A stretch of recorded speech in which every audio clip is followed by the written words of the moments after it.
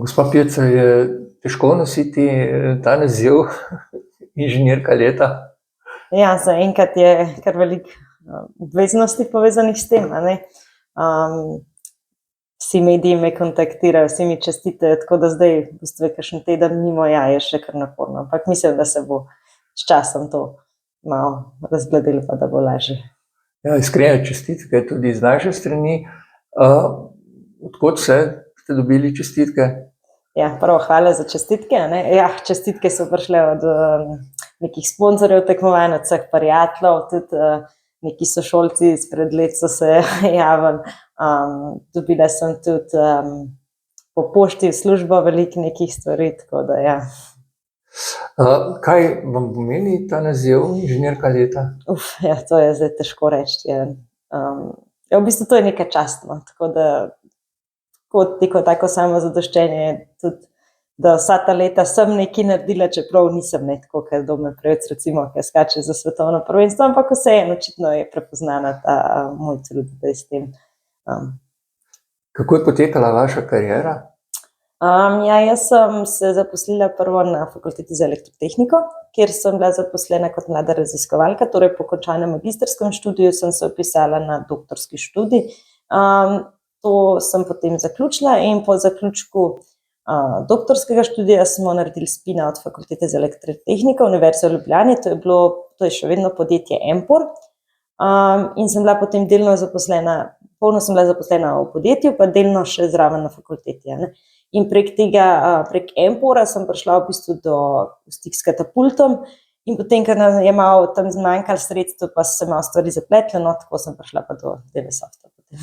Kaj delate na DVSoftu? Na DVSoftu se ukvarjam z razvojem elektronskih vezij in testiranjem teh vezij. V bistvu mi načrtujemo možgane naprav, ne, in jih povezujemo in sestavljamo skupaj, tako čisto laično povem, ne. Če laiku poveste, v katerih napravah je vaše znanje?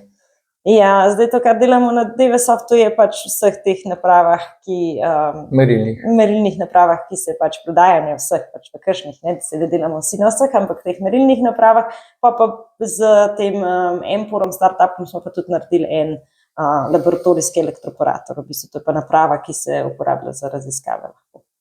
Stereotip je, da ženske seveda v tehniki in teh poklicih niso tako pogoste. Zakaj ste se vi odločili za takšen poklic? Kdo vas je navdušil za takšno pot?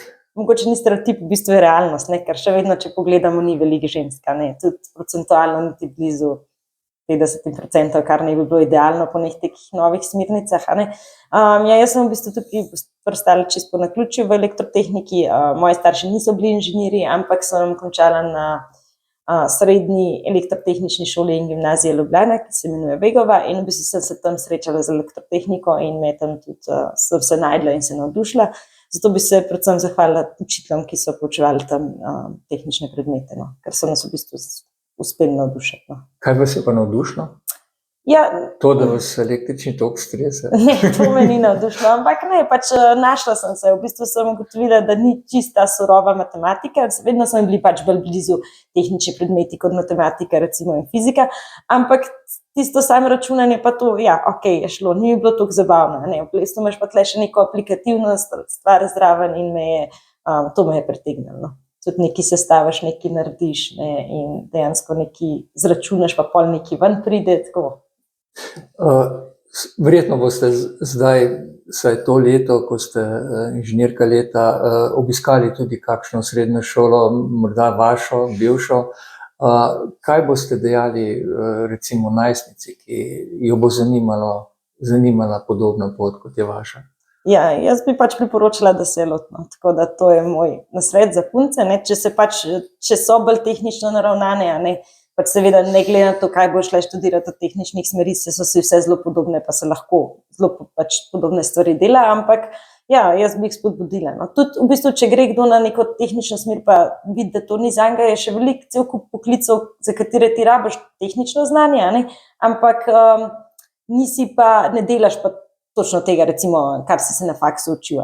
Recimo neki prodajniki, projektni vodje, pa veliko je takih mest, kjer se v bistvu na koncu v službi ne ukvarjaš s tem tehničnim znanjem iz fakultete, točno, ampak ga pa moraš imeti zato, da lahko to delaš. Tako da tudi, če se tam čist ne najdeš, je še vseeno dobra iztočnica za naprej, za te druga delovna mesta. Se vi vozite vsak dan v Trbovlje? Jaz se vozim 4-krat na teden. Aha. Vam je dolga pot? Ja, ni toliko naporna. Prej sem se vozila v Ljubljano, tiste je bilo res naporno, ker te gužve. V Ljubljano odkot? Iz okolice Domžal. Torej, v bistvu sem se vključila na uvozu Domžale, ali pa Kartina. Zdaj, če grem po avtocesti, grem na Kartino, in res je grozen gledati od Lukovce, ali pa še dlje stojijo tam v vrsti, res. Se pravi, iz Domžal je daljša pot do Ljubljane kot pa do Trbovlj? Ja, v Konici je. Tudi pol uro pa pol, ker sem se vozila Tržaško na fakulteto, tudi pol uro pa pol, če je bil slab dan. Je to trajalo. Kako vas kot žensko sprejemajo moški kolegi? Ja, nimam nobenih težav.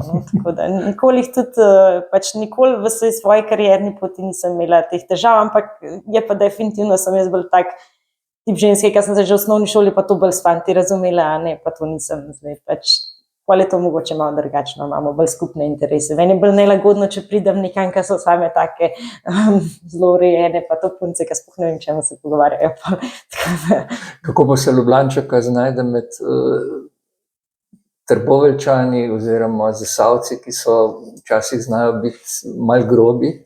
Dajmo reči, da sem jaz iz srednje šole že to navajena, zaradi tega, ker sem bila tam sami fanti in večina fantov dejansko ni bilo iz Ljubljane, je bilo zelo velikih po dijaških domovih, pa tako da to je meni čisto domače vzdušje.